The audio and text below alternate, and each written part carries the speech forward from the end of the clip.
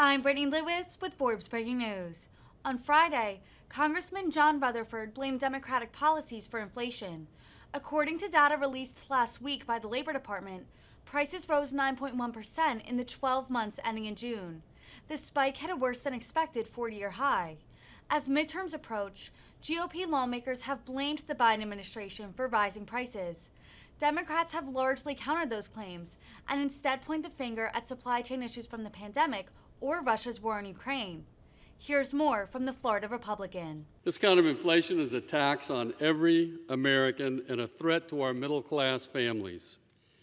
As a result of Democrats' reckless trillion-dollar inflationary spending, hardworking Americans are taking a pay cut, and failed relief plans have caused unprecedented financial challenges to the U.S. economy, hitting the American taxpayer the hardest.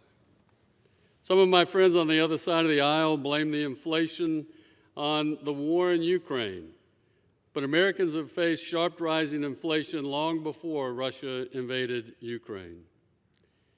Now additional price increases across the board continue to eat away at paychecks of this nation's workforce, making it even harder to achieve the American dream for millions of Americans.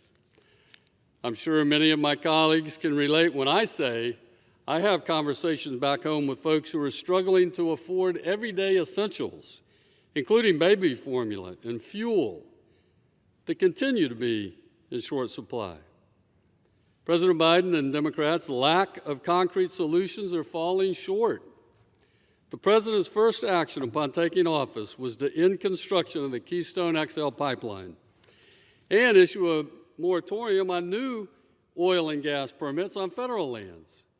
And his most recent efforts to cut or court oil deals with our hostile counterparts in Saudi Arabia are futile. In fact, it was embarrassing today.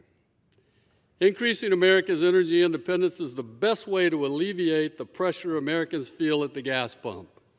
This means producing more American energy, not less. Restoring American energy production here at home will make our country more prosperous and secure while lowering the price at the gas pump.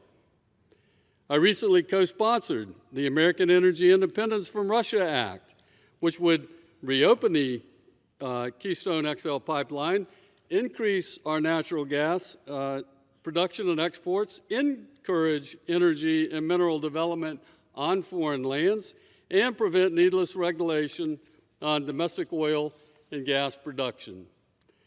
However, those across the aisle have consistently blocked this legislation for a total of 7 times. 7 times. This war on affordable energy production is the main culprit for both the high gas prices and skyrocketing food prices. Given the current economic climate, it is critical that Congress thoroughly consider how legislation will contribute to future inflation. For this reason, I co-sponsored the Informed Lawmaking to Combat Inflation Act. This would require the Congressional Budget Office to provide an inflation estimate for major pieces of legislation so that members of Congress can be best informed about how these spending bills will impact inflation. I also supported the implementation of the Tax Cut and Jobs Act,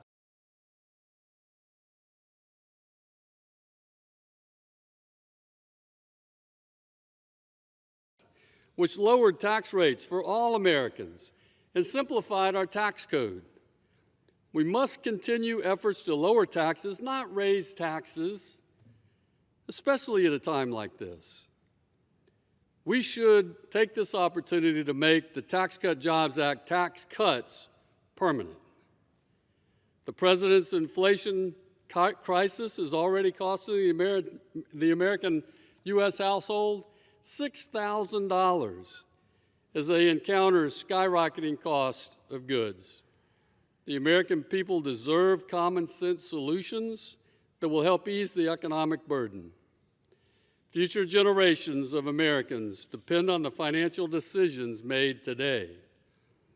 I will keep fighting for real relief for hardworking Americans, and I'm focused on legislation that supports the middle class and allows hard-working Floridians and others to keep more of their paychecks, allowing families to better save for college, invest in their retirement, and spend more time with their loved ones. With that, Madam Speaker, I yield back.